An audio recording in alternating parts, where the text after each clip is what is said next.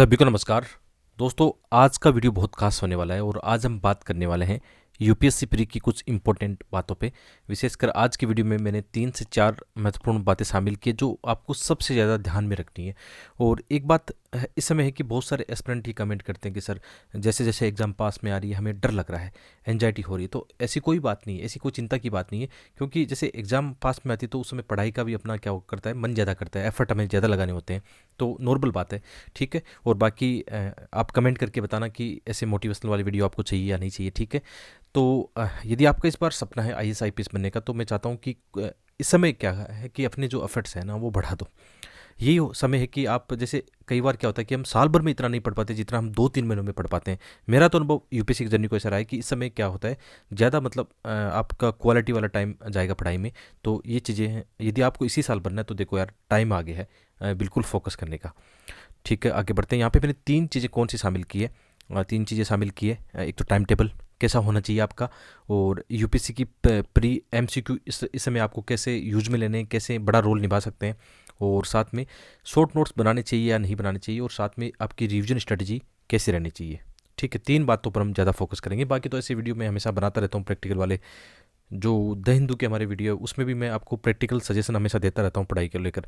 लेकिन क्या होता है कि मेरी एक जिम्मेदारी और भी है एज ए मेंटर, कि मैं आपको मानसिक रूप से भी थोड़ा सा क्या करूं, मोटिवेट करता रहूं। थोड़ा सा इस समय वही है कि एग्ज़ाम पास में आते तो एक ऐसा मेंटर हो आपको जो हमेशा आपके दिल की बात जाने, आपके आपकी जो भी समस्या है उनके बारे में बात करें। तो मैं चाहता हूं कि ऐसी समस्याओं को आप कमेंट में बताओ, ताकि मैं ऐसी वीडियो बनाऊं या कुछ ऐसी बातें लिखूं हमेशा आपके लिए। ठीक, क्योंकि मैं भी इस फेज से गुजरा हूँ। उस समय जैसे अपने दोस्तों का साथ, परिवार का या अपने मेंटर का जो साथ होता था, उसका बहुत ज़्यादा फ़र्क पड़ता है। ठीक है, तो पहली बात करते हैं हम अपने टाइम टेबल पर, कि आपका टाइम टेबल इस समय कैसा होना चाहिए। देखो, इस समय मुख्य रूप से तो क्या करना चाहिए, हमें दो भागों में अपने टाइम टेबल को डिवाइड करना चाहिए। जैसे हम एक एग्जांपल लेते हैं कि आप 10 घंटे पढ़ाई करते हो, ठीक है, 10 आवर आप पढ़ाई करते हो, तो उसमें अपने टाइम को मुख्य रूप से 2 भागों में हम एक बार बांटते हैं। इस समय एक तो होता है हमारा जीएस जो फेस्ट होता है, ठीक है, इसमें आपको फोकस करना है। एक होता है आपका सीसेट का पेपर।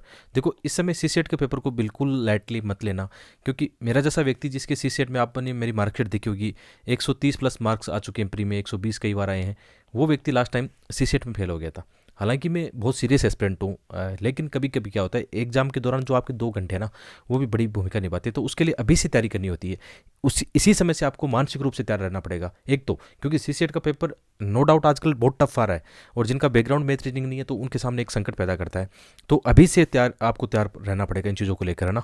तो इसमें भी हमारा टाइम टेबल होगा। तो और ऐसा होगा जैसे इसको डेली हम क्या करेंगे, 2 से 3 घंटे, 2 घंटे आप मान के चलो, जिनका मतलब ज़्यादा वीक है तो 3 घंटे भी दे सकते हैं, लेकिन 2 घंटे हम मान के चल सकते हैं। ठीक है, मैं भी ऐसा ही करता हूँ प्री के समय, कि इसी सेट को ज़्यादा फोकस करता हूँ और अच्छे से मैथ रीडिंग निकालता हूँ, पैसे निकालता हूँ, और रुकता नहीं है। लास्ट टाइम चलो थोड़ा सा मिस्टेक को हम अपनी कमी मानेंगे, कि एग्जाम के दौरान भी क्या होता है, आपको एक मानसिक मजबूती दिखानी होती है।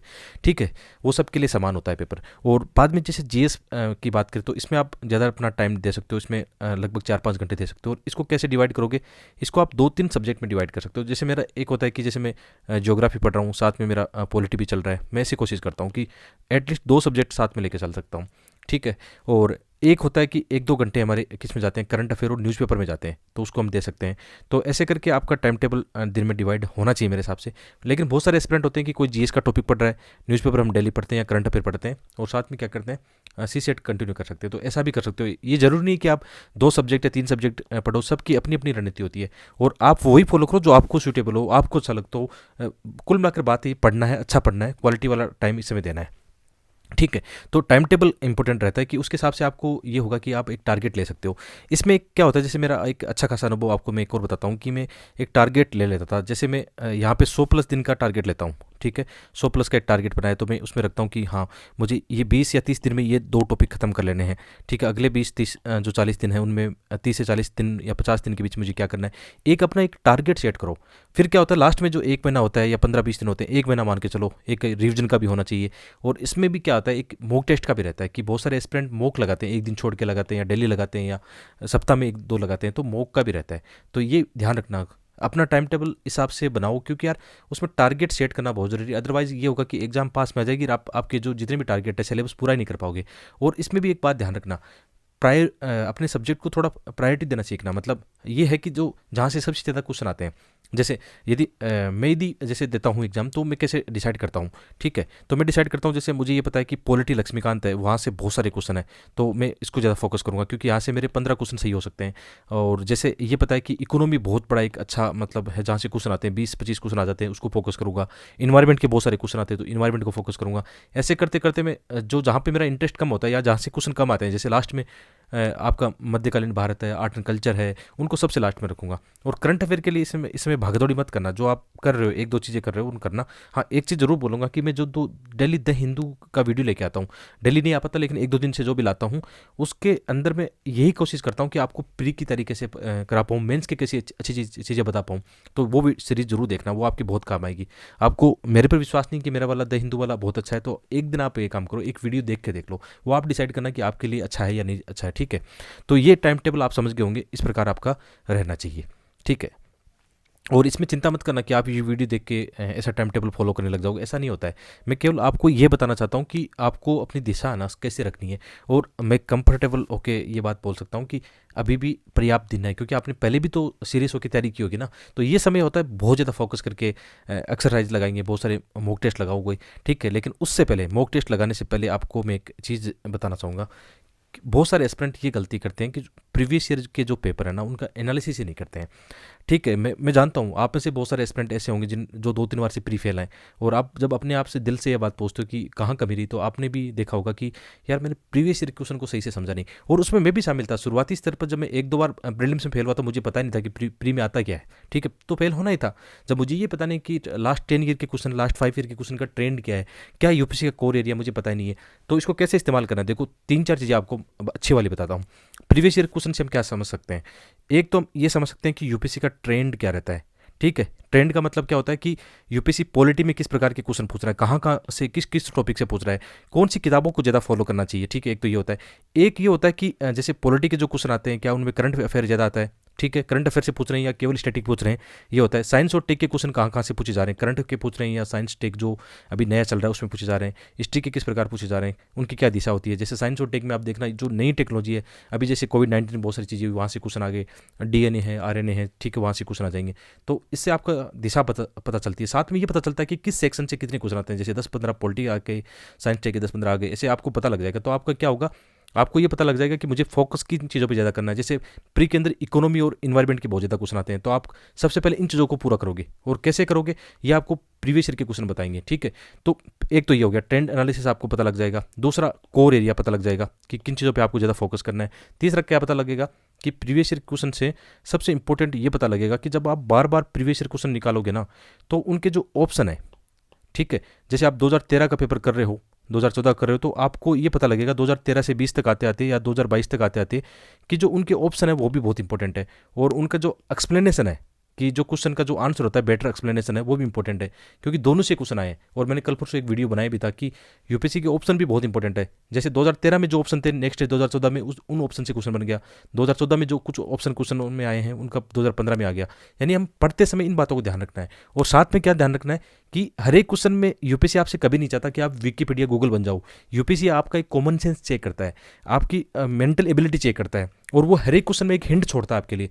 अब बहुत सारे बच्चे इस बात से सहमत नहीं होंगे, लेकिन मेरा अनुभव इसी पर टिका। जब जब मैं प्री पास करता हूँ तो मेरा ये क्षेत्र बहुत अच्छा काम करता है। और मैंने आपको कितने अच्छे वीडियो बनाकर लास्ट टाइम समझाया था ये चीज़ें, ठीक है। दोबारा ये बात बताना चाहूँगा कि जैसे हमने कल ये जो लॉन्च किया था, हमने कल अपनी यूपीसी प्री का जो सोल पेपर लॉन्च किया 10 ईयर का, उसमें ये बातें मैंने बताई है। देखो, इनमें मैंने ये चीज़ें लिख दी कि कैसे इस क्वेश्चन में कॉमन सेंस और लॉजिक लगता। देखो, आप अपना लॉजिक लगाओ, आप यूपीसी के क्वेश्चन निकालो, ठीक है, या अपने जो ये प्रीवियस ईयर वाले 10 ईयर वाले ये खरीद लो आप, ठीक है। इनका लिंक वीडियो के डिस्क्रिप्शन में। इनसे बढ़िया कुछ है नहीं, मैं बहुत ही कम चीज़ आपको ये बोलता हूँ, ठीक है। ये आपका ही है, ये आप ही के सहयोग से बनाया, आपका प्यार ने इसको बनाया, इतना मोटिवेशन किया कि मुझे बनाना पड़ा, ठीक है। तो ये देख लेना आप, इसका लिंक वीडियो के डिस्क्रिप्शन चेक करना, अपनी वेबसाइट पे जाकर आप देख सकते हो। बहुत ही प्यारा है, आप सपोर्ट कर सकते हो अपने चैनल को, ठीक है। तो इसमें भी जो बताना चाह रहा था कि हर एक क्वेश्चन के अंदर यूपीसी ने अपनी स्टेटमेंट ऐसे सेट कर रखे हैं कि आप उनको लॉजिक तरीके से निकालोगे। और एलिमिनेट तरीका लगाना होगा कि 3 ऑप्शन आपके सामने, उनमें से एक को आपको अलग कर देना है। तो ऐसे बहुत सारी चीज़ें आपकी इसमें काम आने वाली है। तो ये देखो, मैंने लॉजिक हर जगह लगा दिया कि जैसे इसमें क्या है, ये ऊपर वाला क्वेश्चन है कि इसमें स्टेटमेंट गलत है। क्यों गलत है भाई? क्योंकि 30 तनादी यहाँ पे मिलती है, ठीक है। और स्टेटमेंट 3 को हम एलिमिनेट करते हैं, तो अपना जो ऑप्शन होता है ठीक है, वो बचता है इसे। ऐसे करके देखो, ये किसी मैगजीन में ऐसा नहीं है कि आपको कोई ये समझा रहा है कि जब आप क्वेश्चन अटेम्प्ट ले रहे हो तो उसमें आप ये तरीका भी लगा सकते थे। कौन सा? कॉमन सेंस, स्मार्ट तरीका हर एक क्वेश्चन में लगता है, क्योंकि यूपीएससी में डायरेक्ट क्वेश्चन नहीं आते। आप जानते हो कि आप कभी कभी अपने अलग तरीके से सोचने के तरीके से भी क्वेश्चन सोल्व कर सकते हो। ठीक है, तो प्रीवियस ईयर क्वेश्चन की हमने जो बात की है कि इसको कितने तरीके से आप इस्तेमाल कर सकते हो, ये बहुत इंपॉर्टेंट है। और लोग क्या करते हैं, लाखों रुपए कोचिंगों में लुटाते हैं, उनका टाइम 5-10 साल ऐसे ही खराब हो जाता है। उनको कोई एक चीज़ ऐसी मिल जाती है ना कि यूपीएससी का सिलेबस, प्री का आपके क्वेश्चन पत्र और मेंस के क्वेश्चन पत्र और सिलेबस आपका, एटलीस्ट इन चीज़ों को भी वो ढंग से देख लेता ना, तो उनका रास्ता थोड़ा आसान हो जाता। लेकिन क्यों नहीं समझते इन चीज़ों को, या कोई सही रास्ता उनको दिखाने वाला नहीं है। ठीक है, तो लाखों रुपए कोचिंगों में लुटाने से पहले, और आजकल तो हो रहा है कि मार्केट में बहुत सारी कोचिंग है, बहुत सारे फलाना ढिकना अलग अलग स्टार्टअप आ गए हैं, तो लोग अपने पैसे लुटा रहे हैं, मतलब कह सकते हैं कि मुंह मांगी कीमत दे रहे हैं। ठीक है, लेकिन जब मेरा जैसा ऐसा एजुकेटर जो आपको सब कुछ फ्री में पढ़ा रहा है और ऐसी बुक के बारे में बोलता है, तो आप लोग उतना रिस्पॉन्स नहीं करते हो ना, तो थोड़ा सा दुख होता है कभी कभी। बाकी जो अपने ट्रू स्टूडेंट है ना, उन्होंने बहुत सपोर्ट किया इस चीज़ को लेकर, और यही चाहता हूँ कि आप सही समझो और आगे बढ़ो। और जो हमारी तीसरी बात है, सबसे इंपॉर्टेंट बात है, शॉर्ट नोट्स और रिवीजन। ये हमें करना चाहिए या नहीं करना चाहिए, ये आपकी देखो इस स्मार्ट स्ट्रेटेजी पर डिपेंड करेगा कि आने वाले जो 100 दिन है ना, उसमें आपके शॉर्ट नोट्स कितने काम आ सकते हैं, और रिवीजन करना है तो कैसे करना है। लेकिन उससे पहले जैसे कई बार मैं देखता हूँ कि बच्चे इस समय काफ़ी ज़्यादा एंजाइटी रखते हैं, या मेरा ये मानना है कि इस समय मैं भी आप में से एक हूँ, और मेरे साथ भी ऐसी दिक्कतें आती हैं कि थोड़ा सा प्रेशर आने लगता है, और सभी एस्पिरेंट जो सीरियस एस्पिरेंट है उन पर प्रेशर आना लाजमी है। तो मैं आपको एक चीज़ बताना चाहूँगा कि मैं क्या करता हूँ उस समय, कि कुकू एफएम पर ऐसी बहुत सारी क्या है, मोटिवेशनल और इंस्पिरेशनल ऑडियो बुक है जो मैं सुनना पसंद करता हूँ। एक बड़ी रेंज है यहाँ पे, कि कमी नहीं है यहाँ पे ऑडियो बुक्स की, और जो आपको अच्छे लगे आराम से इनमें जाके देखना।